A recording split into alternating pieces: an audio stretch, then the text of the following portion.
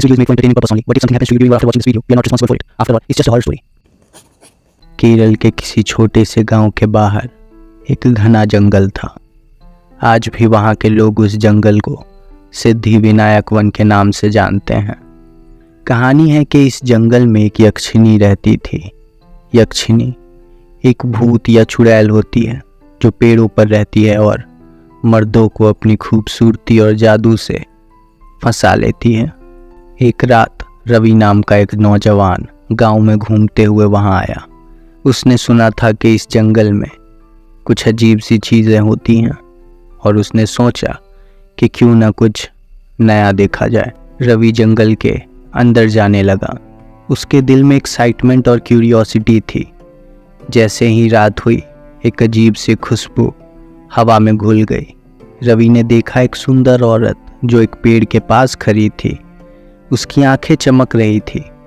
उसने रवि से कहा, आओ मेरे पास, मैं तुम्हें एक नई दुनिया दिखाती हूँ। रवि उसकी खूबसूरती में खो गया और बिना सोचे समझे उसके पास चला गया।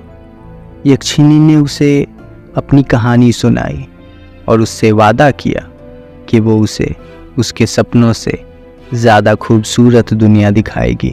रवि घंटों उसके साथ रहा और हर एक पल में उसकी आंखों से निकलती रोशनी उसके मन को बहला रही थी। लेकिन जब रात और गहरी हुई, रवि ने देखा कि यक्षिणी की आंखों में एक अजीब सी चमक थी और वो अपनी असली रूप में आ गई।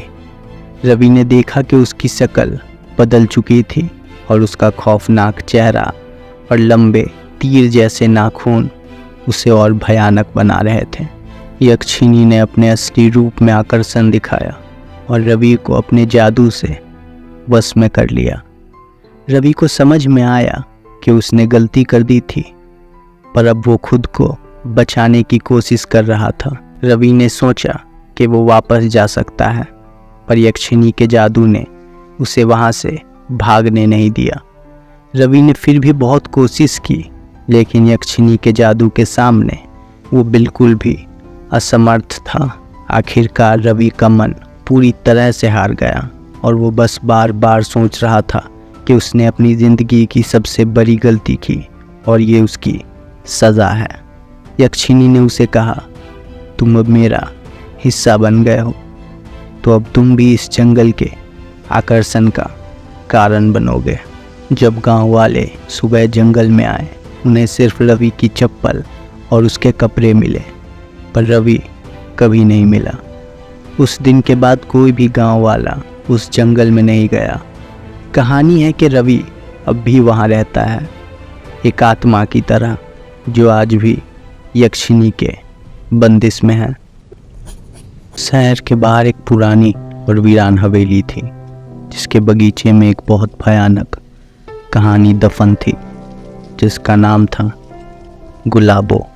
रामपुर नाम के गांव में एक किसान रहता था, जिसकी बेटी रानी बहुत खूबसूरत थी और उसकी तारीफ गांव का हर बूढ़ा और नौजवान करता था। एक दिन रानी के लिए एक बहुत बड़े हवेली से शादी का रिश्ता आया।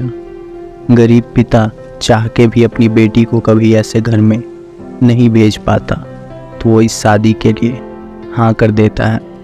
रानी के होने वाले पति का नाम रवि था। शादी का दिन आया। रानी एक गुलाबी रंग के जोड़े में मानो किसी फूल की तरह खूबसूरत लग रही थी। शादी हुई और रानी विदा होके हवेली आ गई। हवेली में सबने रानी का बहुत सम्मान से स्वागत किया। रानी खुश थी अपने नए जीवन और नए परिवार में। आज रानी की सुहाग रात भी थी, तो वो अपने कमरे में बैठी रवि का इंतज़ार कर रही थी। तभी रवि कमरे में आता है और रानी के सामने बैठता है। रवि रानी से कहता है कि वो आज बहुत खूबसूरत लग रही थी और वो उसे अपने फूलों का बगीचा दिखाना चाहता है। रानी ये सोचती है, आज जैसी रात में बगीचा देखने कौन जाता है, पर वो बिना बहस किए रवि के साथ बगीचे की तरफ जाने लगती है। रानी ध्यान देती है कि अभी जो हवेली रंगों और फूलों से सज रही थी, अब बिल्कुल खामोश और सुनसान सी लग रही थी। वो दोनों जब बगीचे में पहुंचते हैं और रानी अपने सामने गुलाबों के फूल खिले हुए देखती है। ये नज़ारा बहुत खूबसूरत था और वही बगीचे के बीच में एक बिस्तर लगा था। जब रवि और रानी बिस्तर की ओर बढ़ते हैं तो रानी देखती है वहीं आसपास रवि का पूरा परिवार खड़ा था, मानो उनका इंतज़ार कर रहा हो। रानी घबरा जाती है पर अभी समझ नहीं पा रही थी कि उसे क्या कहना चाहिए। वो दोनों बिस्तर पर बैठते हैं और रानी तभी खुद को रोक नहीं पाती और पूछ लेती है, हम यहाँ क्या करने आए हैं? ये पूछते ही सब तेज़ तेज़ हंसने लगते हैं। वो नज़ारा और वो हंसी रानी को डराने के लिए बहुत ज़्यादा थी। वो बिस्तर से डर के खड़ी हो जाती है और तभी रवि कहता है, आज बगीचे में हम दोनों नए फूल का पौधा लगाएंगे। रानी की ये सुन के थोड़ी चिंता कम होती है। वो फिर से बिस्तर पे रवि के साथ बैठ जाती है। रवि बगीचे में गड्ढा खोदना शुरू करता है। रानी का डर फिर से बढ़ने लगता है। रवि मानो गड्ढा नहीं किसी के लिए कब्र खोद रहा हो। इतने बड़े गड्ढे में कोई फूल तो नहीं लगाता। गड्ढा खोदने के बाद रवि रानी की ओर देखता है और कहता है, यहाँ मेरे पास आओ। रानी जब गड्ढे के पास जाती है तो पूरा परिवार उसे चारों ओर से घेर के खड़े हो जाते हैं और हंसने लगते हैं। रवि रानी से हल्के में कहता है, तुम्हें इस गड्ढे में सोना होगा, तभी तो यहाँ के फूल खिलेंगे। रानी डर जाती है पर रवि उसका हाथ पकड़ता है और उसे गड्ढे में खींच लेता है। सब उसके ऊपर मिट्टी डालना शुरू करते हैं। रानी चीख रही थी पर वहाँ सुनने वाला कोई नहीं था। धीरे धीरे उसकी आवाज़ वही मिट्टी में खो जाती है। रवि ने रानी की कब्र पे कुछ गुलाब के फूल लगाए और उसमें पानी डाल के फूलों से कहा, मैंने खाद डाल दिया है, अब तुम्हें खाना मिलता रहेगा। रानी वो पहली लड़की नहीं थी जो इस घर में दुल्हन नहीं खाद बन के आई हो। वो पूरा बगीचा ऐसे कई कहानियों को अपने अंदर दफनाए बैठा था। आज भी रानी की चीख उस हवेली में सुनाई देती है। आज भी रानी वहीं बगीचे में रात को दिखाई देती है। रवि का पूरा परिवार रानी के मौत के बाद धीरे धीरे मरने लगा और उनकी लाश हमेशा रानी के कब्र के पास ही मिलती थी। अपनों को मरता देख रवि ने डर से आत्महत्या कर ली। पुलिस ने पूरे बगीचे को ढूंढा और कई लाश वहाँ पे मिली, पर उन लाशों में अब भी एक लाश कम थी, रानी की। पुलिस को लगा शायद रानी को कहीं और दफनाया होगा और वो कहीं और रानी को तलाशने लगे। और आसपास के लोगों ने इस कहानी को धीरे धीरे एक दूसरे को सुनाने लगे और तब रानी एक डर का नाम बनके शहर में ही नहीं पूरे देश में गुलाबों बनके जानी जाने लगी। खामोश ठंड की रात में धुंध पूरे गांव को अपने आंचल में समेटे था। तभी एक चीख खामोश और खूबसूरत रात को एक भयानक रात में बदल देती है। गांव की एक छोटी बच्ची आरती को कोई उठा के भाग गया था। कोई ऐसा जो न दिख रहा था और ना ही उसकी आहट सुनाई दे रही थी। बस उस बच्ची की चीख जो एक भयानक भविष्य की झलकी के जैसा लग रहा था। वो भयानक रात तो बस शुरुआत थी जो धीरे धीरे इस गांव से नींद चैन सब छीन लेती है। गांव के इतिहास के किताब से वो दोनों लौट आए थे जिन्हें लोग कहते थे स्त्री और सरकटा। स्त्री एक औरत की आत्मा थी जिसे गांव वालों ने अपनी सोच के रस्सी से बांध के मार दिया था। वो अपने साथ हुए गलत का बदला लेने इस गांव में ही भटकती रहती है। उसकी आंखों में एक सफ़ेद सी रोशनी है और उसकी आवाज़ मानो जिसे सुन के किसी का भी खून डर से जम जाए। और दूसरी तरफ था सरकटा, एक राक्षस जैसा दिखने वाला जीव जिसका चेहरा डरावना था और उसके लंबे नाखून उससे और भयानक बनाते थे। वो रात के अंधेरे में जिसे भी मिलता वो शख्स किसी से दोबारा नहीं मिलता था। उसकी अजीब सी महक उसके आने से पहले ही हवा को एक गंदी महक से महका देती थी। ये गांव इन दोनों का घर बन गया था, जो यहाँ रहने वाले लोगों के लिए एक श्राप के जैसा था। स्त्री की चीख से गांव का हर घर, हर दीवार कांप जाता था और सरकटे की दहाड़ ने गांव के लोगों के दिल को डर से जकड़ रखा था। न कोई गांव में रह पा रहा था और न वहां से जा सकता था। कोई अपना घर छोड़ के जाए भी तो कहाँ। एक शाम को जब मौसम खराब था, तूफान और बारिश के बीच, सरकटा और स्त्री के बीच एक बहुत ही भयानक लड़ाई शुरू हो जाती है। दो इतिहास के सबसे भयानक जीव आपस में लड़ रहे थे, तो उस मंजर से भयानक क्या हो सकता है। इस ताकत और डर की लड़ाई में उनके रास्ते में जो भी आया, उन्होंने वो सब बर्बाद कर दिया। उनकी लड़ाई एक बहुत हिंसक मोड़ पे आ चुकी थी। उनकी इस लड़ाई से गांव की धरती में मानो भूकंप सा आ गया और हवा भी मानो गुस्से से गुर्राने लगी थी। गांव का हर घर टूट चुका था, पेड़ों को उखाड़ के इधर उधर फेंक दिया था और एक वक्त पे एक खामोश और खूबसूरत गांव बस एक खंडर बन के रह गया था। गांव के कई लोग अपने घरों के अंदर ही दफन हो चुके थे। बच्चे चीख रहे थे, रो रहे थे। गांव वालों ने जिस कहानी को सिर्फ सुना ही था, उस कहानी की सज़ा उन्हें मिल रही थी। जब तूफान थमा तो गांव तो वही था, पर घर सब के सब टूट के बिखर चुके थे। एक वक्त था जहाँ पे बच्चे खेला करते थे, अब उसी जगह पे लाश बन के गिरे हुए थे। जो कुछ लोग कहीं छुप गए थे, वो जब बाहर निकलते हैं तो देखते हैं कि उनका गांव अब बस एक शमशान बन के रह गया था। उनका दिल अंदर से रो रहा था अपनी बर्बादी और तबाही पर। आरती गांव की वो बच्ची जिसकी चीख इस कहानी की शुरुआत थी, कभी नहीं मिली। ना ही कोई उम्मीद जो किसी को इस गांव में रोक पाती। गांव एक घोस्ट टाउन बन गया। गांव के वो कुछ लोग तो चले गए, छोड़ गए तो बस ये कहानी जिसमें सिर्फ आंसू और खून ही था। तूफान तो टल गया, पर जो बच गए थे वो रात उस तूफान से ज़्यादा भयानक तस्वीर बन के उनके दिल में आज भी जिंदा है।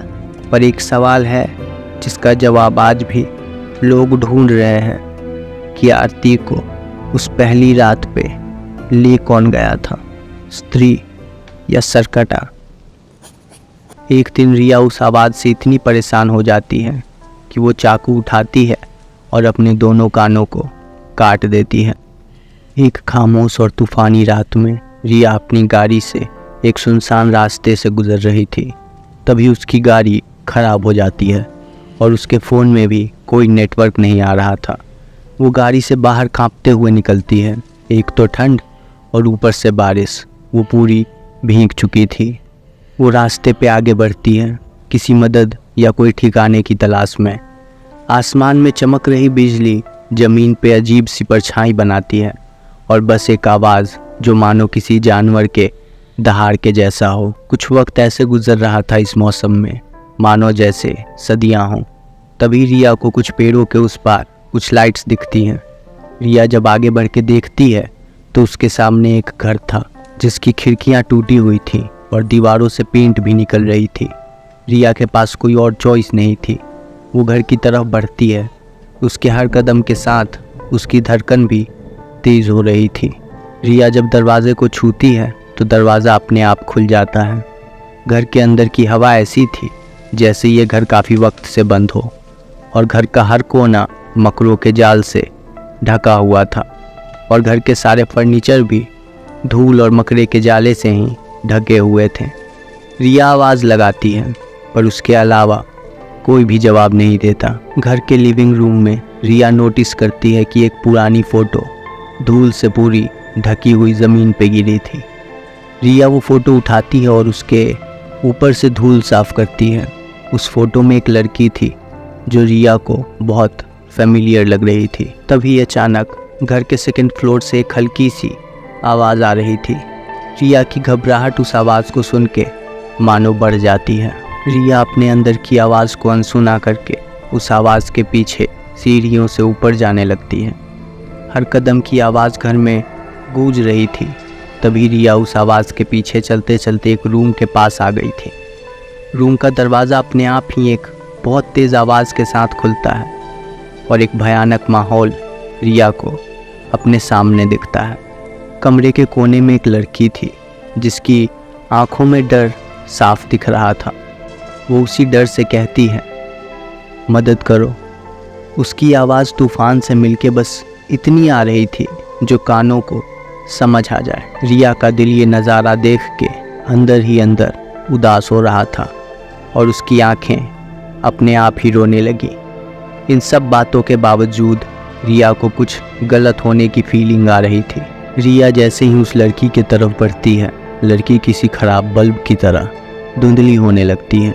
रिया डर से कदम पीछे करती है पर किसी चीज़ से टकरा के गिर जाती है। रिया को ना जाने कैसे पर यह एहसास होता है कि वो लड़की यहाँ कई सालों से कैद में है और बस यहाँ से आज़ादी चाहती है। तभी वो घर हिलने लगता है, मानो जैसे भूकंप आया हो। घर की दीवारें आवाज़ करने लगती हैं। रिया घर से बाहर की तरफ भागती है और उस लड़की की आवाज़ मानो उसके पीछे भाग रही हो। रिया बिना मुड़े घर के दरवाजे से बाहर निकलती है और तभी वो घर टूट के ढह जाता है। रात गुजरी और तूफान थम गया। रिया के कहने पे पुलिस ने वो जगह ढूंढने की कोशिश की पर ना वो घर मिला ना ही वो लड़की। रिया भी अब पहले जैसी नहीं रही। उस लड़की की आवाज़ उसे हर वक्त सुनाई देती, कभी कभी तो वो उसे दिखती भी थी। रिया फ़र्क करना भूल गई थी सपने और हकीकत के बीच। एक दिन रिया उस आवाज़ से इतनी परेशान हो जाती है कि वो चाकू उठाती है और अपने दोनों कानों को काट देती है। वो रात रवि उस घर में निशा के साथ हाथों में खीर की कटोरी लिए बस रोए जा रहा था। निशा उस खीर को ऐसे खा रही थी मानो जैसे वो दुनिया का सबसे स्वादिष्ट खीर हो। रवि जब पहला चम्मच खीर का मुंह में रखता है तो उल्टियाँ करने लगता है अपने उसी कटे पैरों पे जिसे काट के वो खीर बनाया गया था। रवि को घूमने का शौक़ था और यही शौक़ उसे निशा से मिलाता है। एक रात वो गाड़ी लेकर लॉन्ग ड्राइव पे निकला था। रास्ता हर रोज़ तो बहुत शोर और भीड़ में डूबा रहता था पर आज ना जाने क्यों सुनसान और खाली था। आसमान का चांद ज़मीन पे सूखे पेड़ों की अजीब सी परछाई बना रही थी और रवि अपने गाड़ी में बैठा ड्राइव करते करते किसी से फ़ोन पे बात भी कर रहा था। तभी अचानक वो ब्रेक मारता है और गाड़ी के सामने जो देखता है वो काफ़ी अजीब था। रात के अंधेरे में इस सुनसान से रास्ते के बीचों बीच एक लड़की गुलाबी रंग की साड़ी पहने मुस्कुराते हुए गाड़ी के अंदर रवि की ओर देख के लिफ्ट मांग रही थी। रवि एक खूबसूरत लड़की को अपने सामने देख के मुस्कुराते हुए गाड़ी में बैठने के लिए कहता है। लड़की गाड़ी में बैठती है और मुस्कुराते हुए रवि की ओर देख के कहती है, शुक्रिया लिफ्ट के लिए, ऐसे मेरा नाम निशा है। रवि थोड़ा घबराते और मुस्कुराते हुए कहता है, मेरा नाम रवि है, ऐसे आपको जाना कहाँ है? रवि का सवाल सुन के निशा कुछ पल खामोश रहती है और फिर कहती है, बस यहीं आगे एक कच्चा रास्ता आएगा, मैं वहीं तक जाऊंगी। ये सुन के रवि गाड़ी शुरू करता है और गाड़ी में रोमांटिक सॉन्ग्स प्ले करता है और कहता है, मुझे लॉन्ग ड्राइव और साथ में म्यूज़िक बहुत पसंद है। ऐसे ही कुछ लम्हा गुज़रता है और अचानक निशा कहती है, बस मैं यहीं उतरूंगी, मदद के लिए थैंक्स। निशा गाड़ी का दरवाज़ा खोलती है और फिर से एक दफ़ा पलट के कहती है, आपने मेरी बहुत मदद की है। अगर आप मेरे घर तक चले तो मैं आपको एक कप चाय और साथ में थैंक्स भी बोल दूंगी। रवि खामोशी से अपने चेहरे से मुस्कुराहट छुपाते हुए कहता है, ज़रूर, क्यों नहीं। रवि गाड़ी बंद करके निशा के साथ उस कच्चे रास्ते पे थोड़ा आगे बढ़ता ही है कि उसे एक छोटा सा घर दिखता है। निशा अपने पर्स से चाबी निकाल के दरवाज़ा खोलती है और तभी एक भयानक महक रवि खांसना शुरू कर देता है। निशा मुस्कुराते हुए कहती है, वो घर पूरे दिन बंद रहता है, शायद इसलिए। रवि भी हाँ में सर हिलाता है और तभी कुछ रवि के सर पे तेज़ लगता है और रवि वहीं गिर जाता है। रवि की आंखें कुछ मिनटों के बाद जब खुलती हैं तो वो सबसे पहले अपना सर पकड़ता है। रवि के हाथ खून में भीग जाते हैं। रवि के सर से खून निकल रहा था। तभी निशा एक चाकू लिए रवि के सामने आती है। रवि उससे पूछता है कि ये सब क्या हो रहा है, पर निशा कोई जवाब नहीं देती, बस चाकू रवि के पैरों पर रखती है और उसके पैरों को काटना शुरू कर देती है। रवि दर्द में चीख रहा था, पर निशा के चेहरे पर एक भयानक सी मुस्कुराहट देख के एकदम चुप हो जाता है। रवि जान चुका था अब उसका मरना तय है। वो बस बिना आवाज़ किए रोना शुरू कर देता है। निशा उसके कटे हुए पैरों के नीचे एक बाल्टी लगाती है और उसका खून उस बाल्टी में धीरे धीरे भरने लगता है। जब रवि के पैरों से खून निकलना बंद हुआ तो निशा उसके कटे हुए पैर और वो खून की बाल्टी लिए अंदर जाती है और कुछ ही पल के बाद निशा फिर से 2 कटोरी लिए बाहर आती है और रवि से मुस्कुराते हुए कहती है, कभी खून का खीर खाया है? ये सुनते ही रवि चीखता है और ना कहते हुए गर्दन हिलाने लगता है। निशा फिर से कहती है, खीर खाया तभी यहाँ से जाने दूंगी, वरना। रवि अपने सामने पड़ी कटोरी झटके से उठा लेता है और निशा भी एक कटोरी उठा के खीर खाना शुरू करती है। रवि के हाथों में रखा वो कटोरी उसके डर से कांप रहा था और तभी वो 1 चम्मच खीर खाता है और उल्टियाँ करने लगता है। और जब दूसरा चम्मच खीर खाता ही है तो उसके गले में कुछ अटकता है और वो तड़पने लगता है। निशा उसकी ओर देखती है और मुस्कुराती है और पूरे खीर का कटोरा ख़त्म करके रवि की ओर देखती है। रवि की आंखें उसकी तरफ देख रही थी और बस धीरे धीरे बंद हो जाती हैं। शादी की पहली रात ही नई दुल्हन की आखिरी रात बन जाए तो इससे भयानक मंजर क्या होगा। अनिका अपने गले में पहने फूलों की माला से अपने ही कमरे के पंखे से लटकी मिली थी और वजह थी ये शादी और ये पहली रात। शामपुर एक शांत और खौफनाक सा गांव था जहां अक्सर ही नई दुल्हन की मौत की खबर आती थी। अनिका उस गांव के एक मास्टर की बेटी थी और आज वो अपने घर में बैठे अपनी शादी के लिए तैयार हो रही थी। लाल रंग का लहंगा मानो जैसे उसके चेहरे को और भी चमका रहा था। अनिका बहुत ही खूबसूरत थी। गांव का हर इंसान उसकी खूबसूरती का दीवाना था। उन्हीं दीवानों में से एक दीवाना था राजीव। वो जब अनिका को एक बच्चे के साथ एक दिन स्कूल के बाहर खेलता देखता है तब से ही उसका दिल अनिका पे आ जाता है और वो बिना वक्त बर्बाद किए अनिका के घर शादी का रिश्ता भेज देता है। राजीव एक सॉफ्टवेयर इंजीनियर था जो कुछ महीने की छुट्टी लेके गांव में अपने माँ बाप के पास हर साल आता था। लाल शादी का जोड़ा पहने अनिका अपने कमरे से बाहर निकलती है। मानो जहाँ अभी शादी और बारातियों का शोर था अब वहाँ बिल्कुल ही खामोशी सी बिखर जाती है। अनिका की खूबसूरती में आज कुछ चांद और सज रहे थे। वो हल्के से मुस्कुराहट लेके राजीव के पास आके खड़ी हो जाती है। शादी पूरी हुई और अनिका राजीव के घर आ जाती है। घर पे अनिका का स्वागत किया जाता है और उसे राजीव के कमरे में ले जाते हैं। अनिका कमरे के बिस्तर पे घूंघट किए हुए बैठी थी और उसी घूंघट से इधर उधर कमरे को देखने की कोशिश कर रही थी।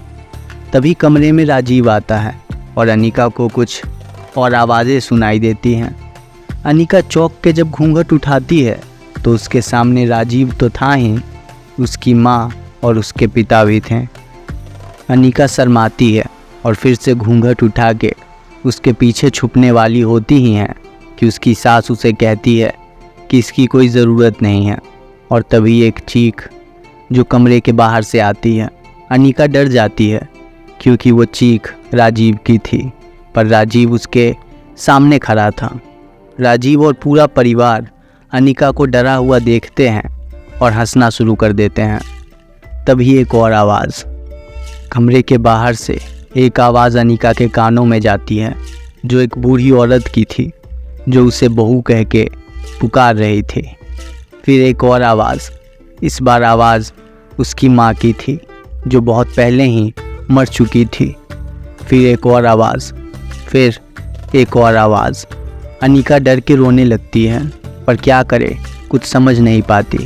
फिर अनिका के सामने खड़ी उसकी सास एक चाकू निकालती है और पहले अपने पति को और फिर राजीव को मार देती है। अनिका और डर जाती है और चीखने भी लगती है और बिस्तर पे ही डर के खड़ी हो जाती है। अनिका के गले का माला ऊपर लगे पंखे में फंसता है और अनिका तड़पने लगती है और धीरे धीरे मर जाती है। अगले दिन जब उस घर में काम करने वाले नौकर आए तो उन्हें घर में कोई नहीं मिला, तो वो अनिका के कमरे की तरफ गए और दरवाजे की ओर देख के चीख पड़े। अनिका के कमरे के दरवाजे के नीचे से खून बाहर निकल रहा था। वो दरवाजे को खोलते हैं और देखते हैं कि अनिका पंखे से लटक रही थी और उसकी लाल आंखें मानो घूर रही थीं। वो सब अनिका को पंखे से उतारने के लिए बिस्तर के पास जाने के लिए आगे बढ़ते हैं और किसी चीज़ से टकरा के गिर जाते हैं।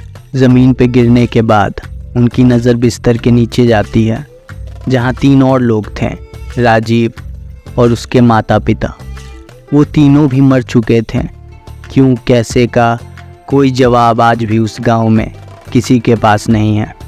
पर अब अगर किसी लड़की की शादी उस गांव में होती है तो उसे शादी के कुछ दिनों बाद विदा किया जाता है। अगर ऐसा नहीं किया तो वो भी एक रात की दुल्हन बन के रह जाती है।